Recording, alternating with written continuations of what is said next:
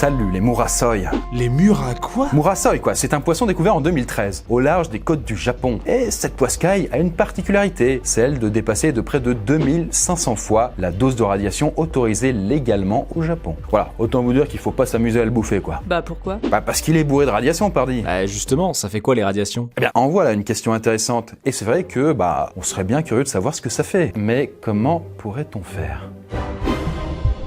Ah, tu tombes bien Gustave, on avait besoin de toi pour une petite expérience. Ah bon, rien de bien dangereux, hein, on va juste t'exposer à des radiations. Tu peux répéter? On n'a pas bien entendu. Non, des radiations.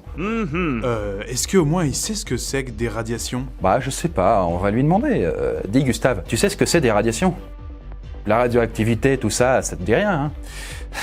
Eh bien, écoute, c'est assez étonnant, mais ça m'arrange. Donc dis-toi que ce sera l'occasion de le découvrir. Notre cobaye va-t-il fondre sur place? Est-ce qu'un troisième bras lui poussera sur le front? Vomira-t-il du sang? Spoil pas. Bon, n'attendons pas plus longtemps et voyons un peu se prendre des radiations. Ça fait quoi?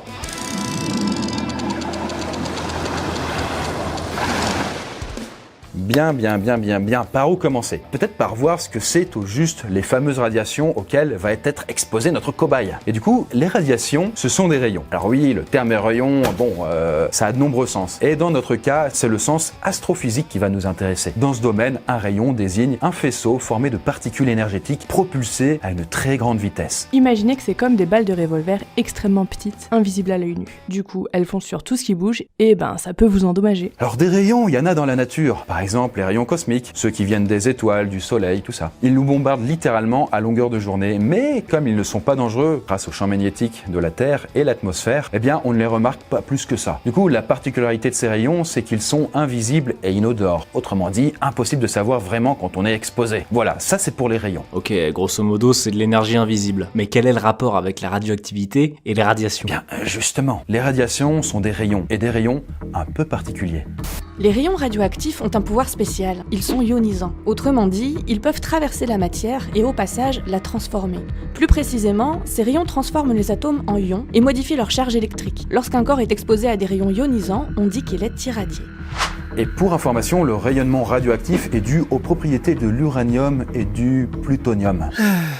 Ok, on va s'arrêter là pour les définitions, sinon on va rentrer dans des détails techniques et on va perdre tout le monde. J'ai pas envie que le watch time il shoot trop quoi, pas non plus, voilà. Ce qu'il faut retenir, c'est que les rayons radioactifs ont la capacité de modifier la matière. Alors bien sûr, la quantité de rayons peut varier et justement, ça tombe bien car il existe une unité de mesure qui donne la dose de radiation absorbée par les tissus humains. Cette unité s'appelle le sievert et pour votre information, chaque année en France, on se prend environ 3,7 millisievert.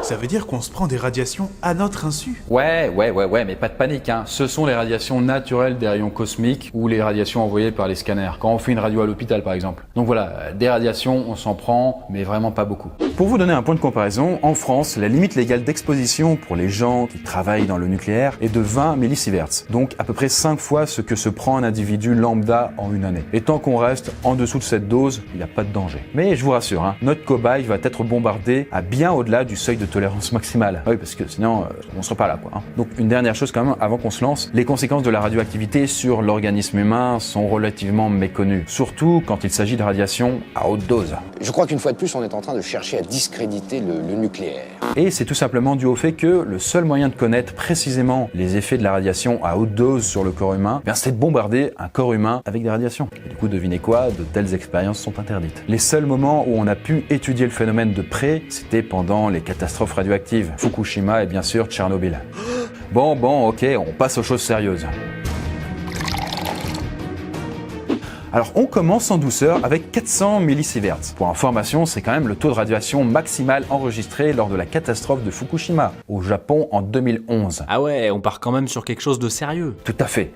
Mais quand même pas des rigolos quoi. Donc avant qu'on irradie notre cobaye, il faut savoir que les effets des radiations varient selon l'intensité des rayons reçus. Donc présentement 400 millisieverts. Mais ça varie aussi selon la durée d'exposition et la constitution de la personne irradiée. Bon, pour ce qui est de la constitution, vous connaissez la musique, notre cobaye est grand, fort et plutôt résistant. Du coup, ça devrait bien se passer pour lui, jusqu'à un certain point. Et en ce qui concerne la durée d'exposition, on va partir sur 1 heure. 1 heure. Ça sera largement suffisant pour voir les effets de la radioactivité sur notre cher Gustave. Mais comment on va le radioactiviser, notre cobaye? Écoute, c'est pas bien compliqué.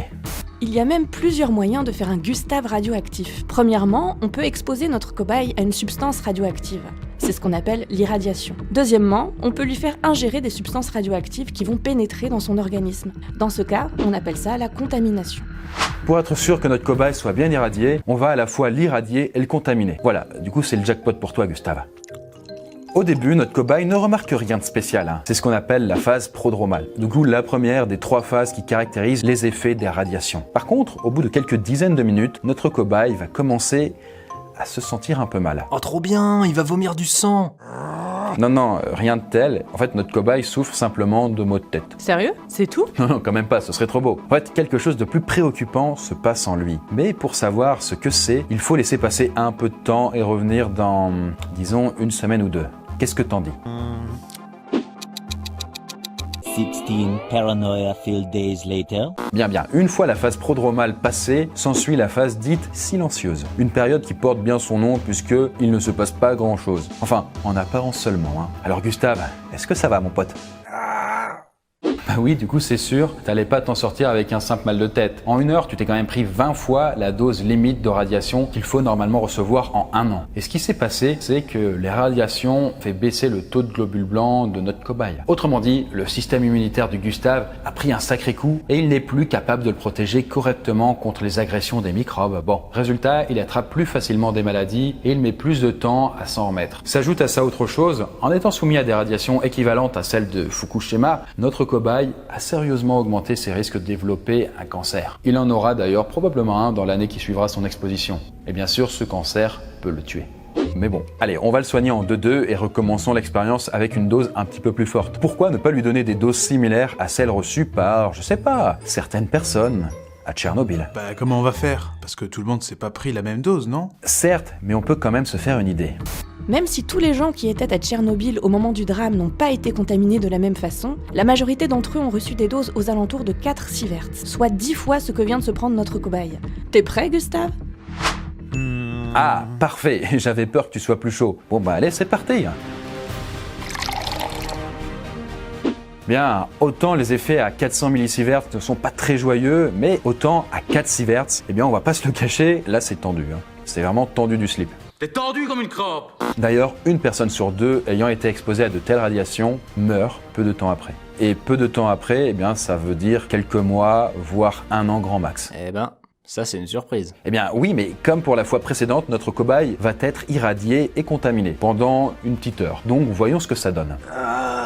Eh bien, nous voici à nouveau dans la phase prodromale. Donc, les rayons ionisants sont en train d'agresser les cellules de notre cobaye. Sauf que ce coup-ci, ils sont 10 fois plus nombreux que la première fois. Lors de la phase prodromale, la première phase de réaction aux radiations, notre cobaye se paye un prodigieux mal de tête. Il vomit et sur sa peau, des taches rouges sont apparues. Alors, comme vous pouvez vous en douter, c'est à cause des radiations. Elles produisent un effet similaire à celui d'une brûlure et apparaissent après l'exposition. Les cellules de notre cobaye se sont faites endommager et détruire par les rayons ionisants.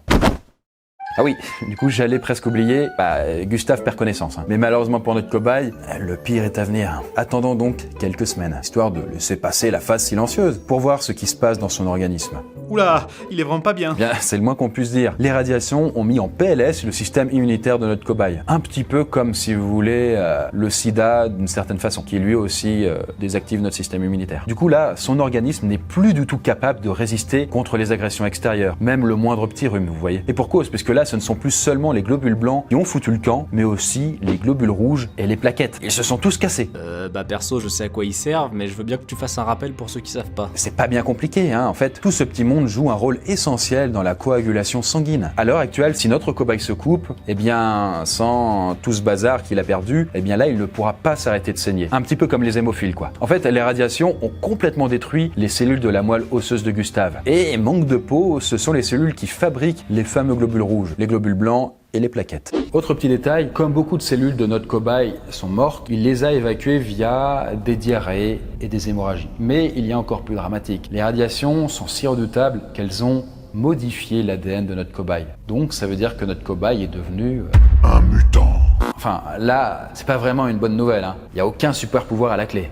Par contre, il y a quand même une grosse augmentation des risques d'avoir un cancer bien vénère et une hausse des chances de transmettre des maladies à ses futurs enfants. Et justement, les habitants de Tchernobyl y ont eu droit, et c'est pour ça que les enfants nés de parents qui avaient vécu de près la catastrophe ont parfois quelques petites malformations. Quant aux malformations multiples observées à la maternité de Gomel, il n'est pas prouvé qu'elles sont liées à la contamination, mais le doute grandit. Ouais, du coup, plutôt de grosses malformations en fait. Mais à part ça, sur le long terme, eh bien notre cobaye risque de développer, entre autres, Une cataracte, une leucémie, des cancers, des radiodermites et des fibroses. et s'il survit à tout ça, il est possible qu'il ait des troubles du comportement, surconsommation de médicaments, troubles alimentaires, alcoolisme, tabagisme exacerbé, bref. Ceci dit, même si c'est très difficile, on peut se remettre d'une dose de radiation de 4 sieverts. Enfin, on a probablement une existence de merde suite à ça, des cancers et une espérance de vie très réduite, mais c'est possible. Cela étant, pour notre cobaye, le pire reste à venir. Donc on va quand même le remettre d'aplomb, par magie, hein, parce que c'est pas possible autrement là. Malheureusement, c'est incurable. La médecine ne peut pas tout. Donc on va le remettre d'aplomb avant de lui envoyer une dernière dose de radiation. Par contre, cette fois, on ne sera pas à 4, mais à 16 sieverts. Et pour info, c'est la dose maximale enregistrée sur une victime lors de la catastrophe de Tchernobyl. Tu es prêt, Gustave ? Parfait, Gustave, on attaque maintenant. Bon, autant à 400 millisieverts et à 4 sieverts, même si les radiations avaient de graves conséquences sur la santé et l'espérance de vie de notre cobaye, il pouvait potentiellement survivre. Mais à 16 sieverts, les chances de mourir dans les jours qui suivent l'exposition sont de 100%. Et à ce niveau, les radiations ravagent complètement les cellules de l'organisme. Sur la peau, on assiste directement à des nécroses, c'est-à-dire que les cellules meurent tout en restant sur le corps. Le système nerveux de notre cobaye est détruit, tout comme son système immunitaire. Et dans les heures et les jours qui suivent l'exposition aux radiations, notre cobaye aura des vomissements, des diarrhées et des hémorragies qui vont l'affaiblir jusqu'à le tuer. Du coup, c'est pas la joie. Faut voir le bon côté des choses, au moins Gustave, il a pas le temps d'attraper un cancer ou une autre maladie pas cool. Tout à fait, puisque malheureusement, dans les jours qui suivent, comme le cobaye meurt, il n'aura pas la joie de goûter aux joies des cancers et autres saloperies. Je sais, mais bon, écoutez, en même temps, c'est pas la première fois que ça lui arrive, une merde pareille. Donc vous en faites pas, comme nous sommes bons princes, et bien du coup, on va quand même le retaper avec notre petite potion magique, histoire qu'il soit opérationnel pour le prochain épisode, quoi. Donc Gustave, bon là, tu peux plus répondre, mais tiens, cette petite potion, avale. Bon allez, c'est bon Gustave, t'as le droit à une petite demi-heure de pause et après on s'y remet quoi. Donc voilà, pour conclure, comme on s'y attendait, eh bien, les cures de radioactivité sont très mauvaises pour la santé. Et à moins d'être une force de la nature, genre un super-héros, bon, c'est quasiment mission impossible de survivre, ne serait-ce qu'à une dose moyenne. Donc quoi qu'il en soit, les conséquences de la radioactivité sur le corps humain restent assez méconnues. Mais néanmoins, on peut quand même vous le dire, ça finit toujours mal. Non, en conclusion, je dirais que le nucléaire, c'est une question de confiance. Mais au-delà des effets des radiations sur le corps humain, ne serait-ce pas plus important de savoir quels effets elles ont sur notre planète ? Voilà, j'espère que vous êtes rassurés si un jour vous êtes irradié.